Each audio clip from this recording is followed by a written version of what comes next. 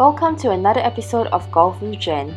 Today we are at Club Golf Perkhidmatan Awam, also known as KGPA. It is an early morning and it's a beautiful day. So before we get started, let's look at how beautiful this course is. This is an overview scenery and that is the first hole on the left side there, which is where we're going to start our round today. So this is the first hole. It is a par 4. I'm hitting a driver. So I hope you guys remember this drive because we're going to come back to it later. But here it is, my drive on the first hole. One of the most terrible shots you'll ever see, looking like it's going straight at the LRT. And guess what? I got lucky, had an open shot here.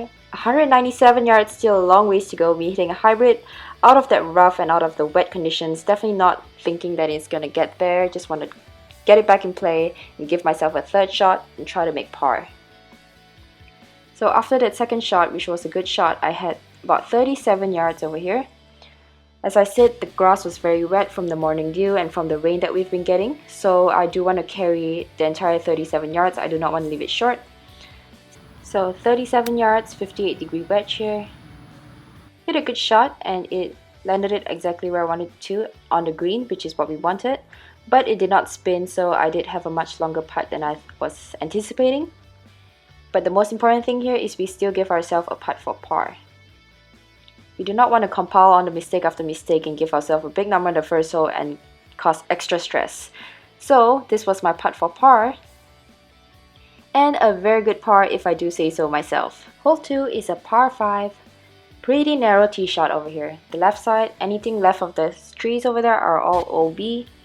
And the entire fairway slopes to the left as well, so you do want to miss on the right side on this hole. When I say you want to miss it, obviously we're not thinking about missing it, but you do want to know if you do miss it, which side is going to give you a ball that's still going to be in play.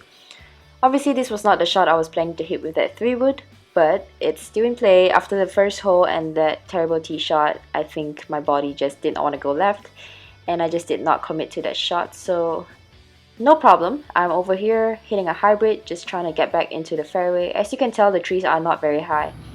So unfortunately I hit that branch, which didn't affect my swing at all. But if I was not blocked by this tree, I would actually have a wide open second shot. So you can see why the right side was definitely the miss there. This was the third shot. I only had 130 yards, but I definitely did not account for the slope, the lie that I was in, and how much uphill it was. So I was hitting a half 9 here when in fact I definitely could have been hitting a full-fledged 9.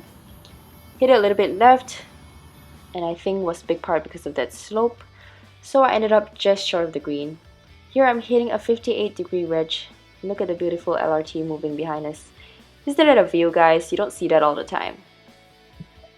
Hit a decent chip but did not roll out as much as I thought it was going to, so I left myself with about a 6-footer on the second hole for par. Don't think I hit a bad putt here, but I think I just misread it. Or maybe it was grain. Just wasn't the right line. But it's alright, we're on to the next hole.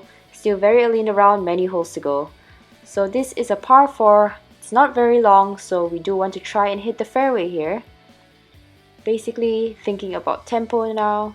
Thinking tempo, choose a target, commit to the swing.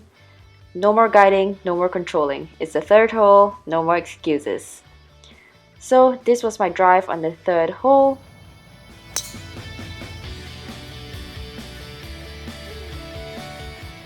So after a good tee shot, had only about 132 yards. It is a downhill hole. The green is basically about 5 yards downhill, but we are trying to carry the entire distance here because it is still very wet. So going with a 9-iron. And after a great shot, had this about a 4-footer for birdie. And we're back to even par. Next hole we have a par 3, a little bit downhill, 132 yards to a front pin. So we're trying to carry it about 130 yards here, and I'm going with a 9-iron.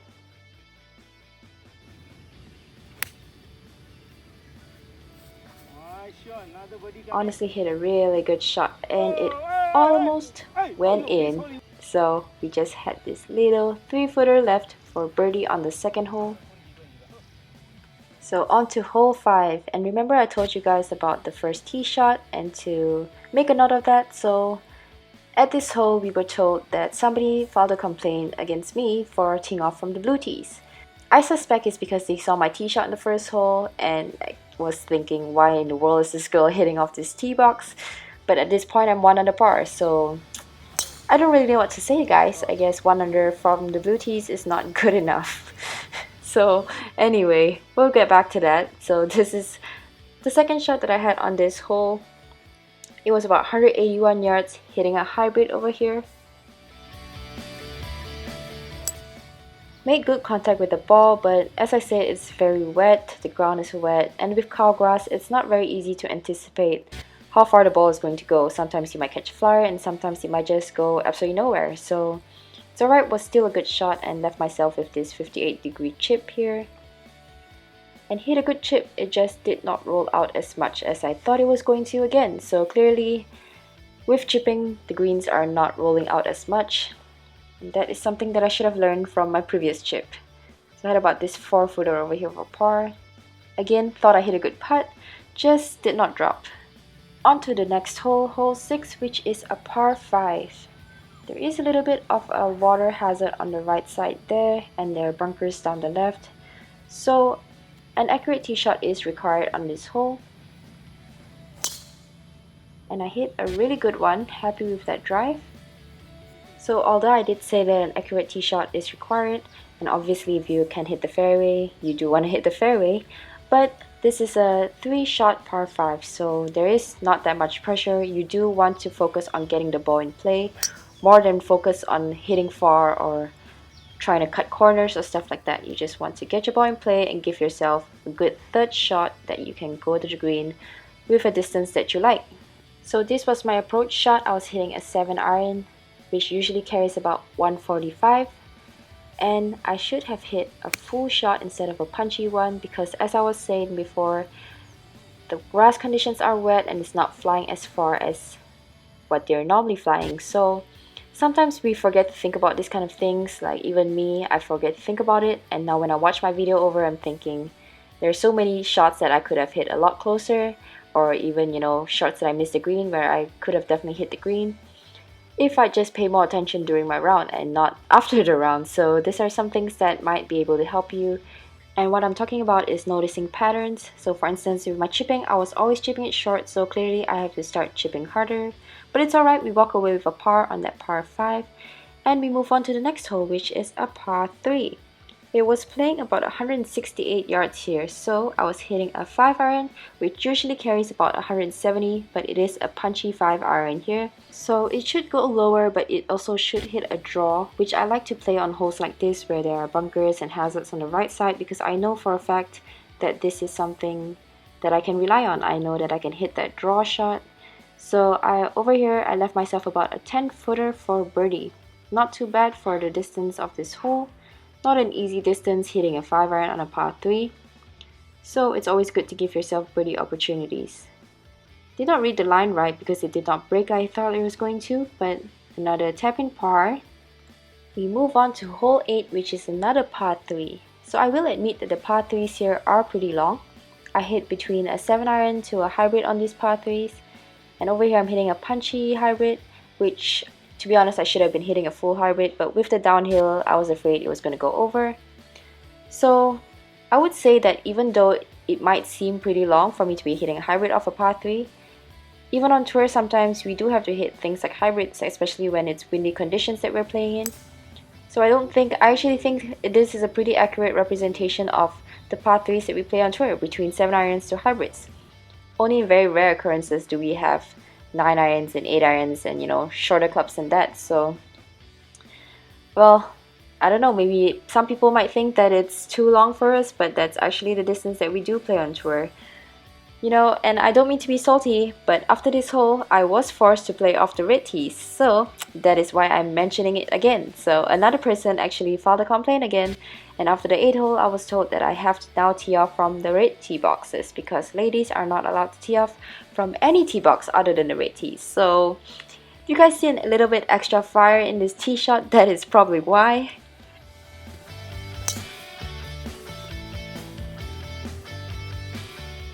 And I think the thing that makes me very confused more than anything is First of all, why are gender determinants of which tee box you have to play off? And second of all, I was definitely not holding up play. I mean, up to this point, I'm even par. So I don't know who I was bothering by playing off the blue tees. So it kind of does baffle me, that this kind of thing still exists in our society today. So I'm not gonna dwell over it, it's fine. I will play off any tee box. This course isn't that short from the red tees anyway. Although there are certain holes that are very short. I can basically practice my wedge play now, so it's not a big deal, but I do find it amusing that people find a need to file complaints about people just because, I don't know, maybe they're not happy with what we're doing. I really wasn't holding up anybody. There was nobody behind us. Even with my filming, I was definitely not holding up play. So I don't know who I was affecting by playing off the blue tees, but I guess I was definitely affecting some members. But anyway, that's the last that I'll say about that.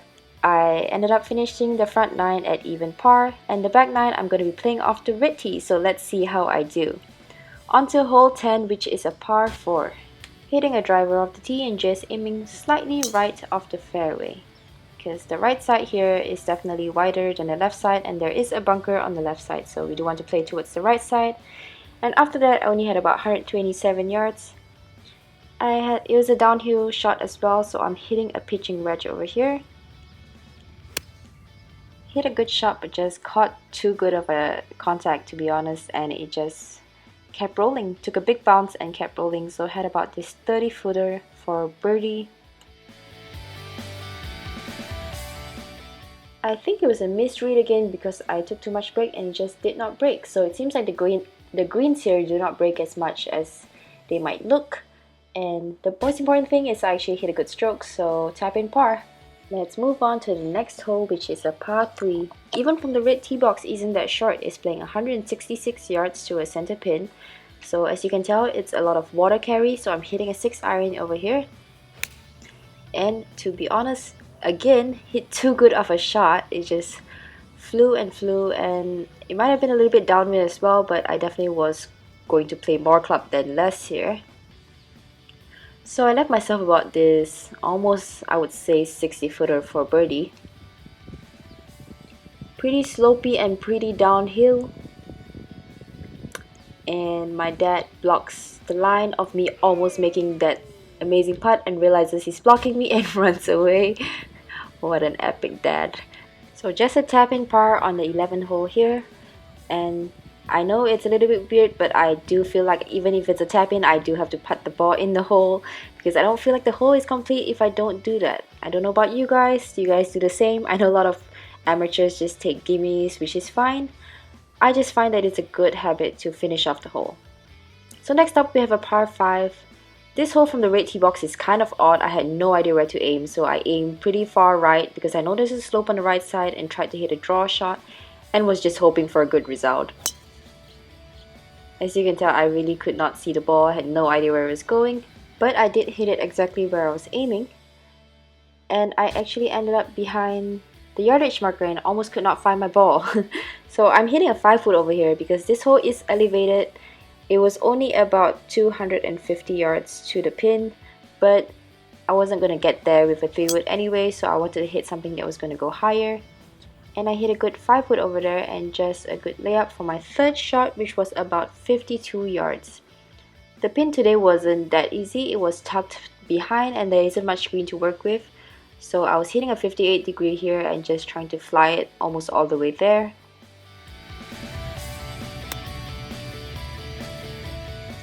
I hit a good shot and left myself this putt over here for a birdie.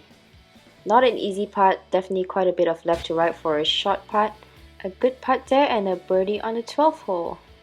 So the next par 4 is a pretty short par 4, but as you can tell it is uphill the entire way, so it's not reachable for me in one. And I tell this to people all the time, just because the course is shorter does not mean it is easier. Hitting from this distance actually gives me very odd approach shot distances, like these odd chips that I usually do not hit or do not leave myself in these positions. So it is good practice. I had about 52 yards here again, which is almost similar to the previous hole. So hitting a 58-degree wedge here and hit a good shot, but as I mentioned early in the round, the greens here do not really spin. so it is quite hard to get it close to the pin from those kind of distances. But I did leave myself with a decent putt here for birdie and just missed it, but it was a good stroke, so a tap in par and we'll move on to the next hole. The next hole is another decent length par 4. It is playing about 389 yards, so that is a good distance par 4. It's pretty average distance for what we play. So red tees does not mean it's super short, and it actually can be more challenging. As you can tell, there is a tree overhanging this tee box, so I did have to go a little bit more left and take a little bit of a longer route than cutting over the right side. So I had this second shot here, which was about 152 yards. It is uphill, the green is elevated, so I'm hitting a 7-iron over here. Closed the club face a little bit, was downhill and was trying not to hit too much of a fade and ended up taking way too much divot, flew all over me, so left myself with this downhill chip with a 58-degree wedge.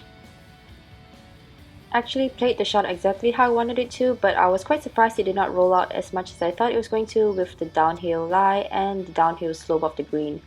So I had about this tricky little 4 or 5 footer for par, and these are must-make putts, so it was definitely giving myself a little bit of pressure to make that putt in the hole for a par, and that's all we can really ask for when we don't hit the green. So move on to the next hole, which is a par 3. This par 3 was playing about 129 yards. The pin was on a little bit of a slope, so we did want to play almost an entire 129 yards if we wanted to get it on the same level as the pin. So I'm hitting a 9-iron here and hit a pretty decent shot over there, and it just kicked a little bit left with the slope of the green, but had this putt for birdie. Gave it a good roll, but you know, if it's not gonna go in the hole, it's just not gonna go in the hole. If you guys notice, the only difference of me playing off the red tee so far is, to be honest, I'm hitting shorter clubs, so I do have more chances for birdies. But at the end of the day, if I'm hitting my long irons well, I can probably shoot the same score from the blue tees. At this point, obviously I've missed a few birdies, but I'm only 1 under pars. So as I said, obviously I think there is a better opportunity for me to go much deeper under par from the red tees. But that's not necessarily the case. Shorter courses do not always mean lower scores. In fact, I find those 50-yarders to be really difficult, so I actually really enjoyed the practice today.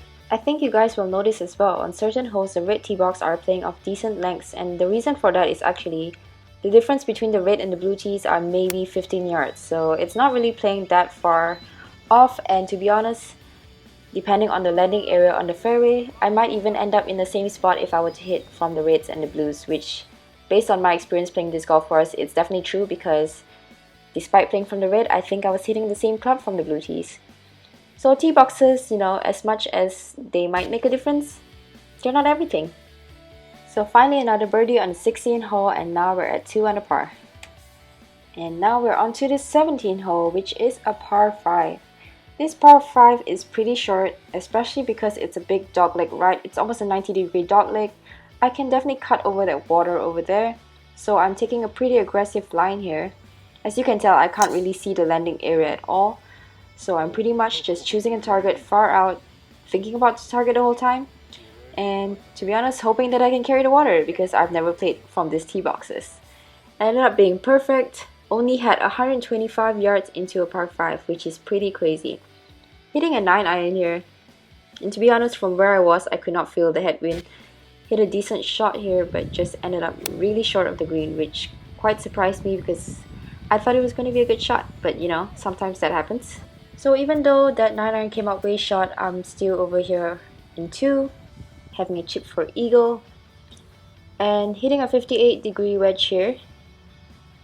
I know that the green was not releasing as much, but I thought I hit a good chip here, and you know, just landed short, but I still had this 4-footer, and my mistake here is I was not focused on the present. I wasn't focused on this putt. It was a good putt, I just did not hit it hard enough, and it did break a lot more than I thought it was going to. But I was definitely thinking, you know, it would be really dumb to have 125 yards into a hole and not make a birdie. And that's exactly what happened. So I think this is a great example of how we can get in our own way sometimes. Sometimes it's hard to remember. It doesn't matter how long or how short a hole is. what club we have into a hole, we can make a birdie with a 3-wood, we can make a birdie with a 52-degree wedge. At the end of the day, a birdie is a score. We still need to hit the shot that's required to make the birdie. So sometimes we forget to focus on the present. We think score, we think birdie, and you know, that's really natural, but we need to realize when we're doing that, pull ourselves back and realize, okay, we need to focus on what we need to do to get that birdie. You know, we need to hit this putt, we need to hit this shot. Whatever it is, that's what's going to end up giving us the birdie. Not thinking about our score, not doing anything along those lines. I hope you guys enjoyed this vlog. It's not my intention to create this vlog to give KGPA a bad reputation, and I must tell you guys, they did make the decision after this round and after we made a few comments that from today onwards, basically any lady who shows a pro card will be able to play off whichever tee boxes they want to, which I think is a great advancement for a golf club here in Malaysia. So just remember guys, we're all here just to have fun, just to play golf. Let's build a loving, supporting community. Please subscribe to my channel for more content. Thank you guys so much and see you guys next time.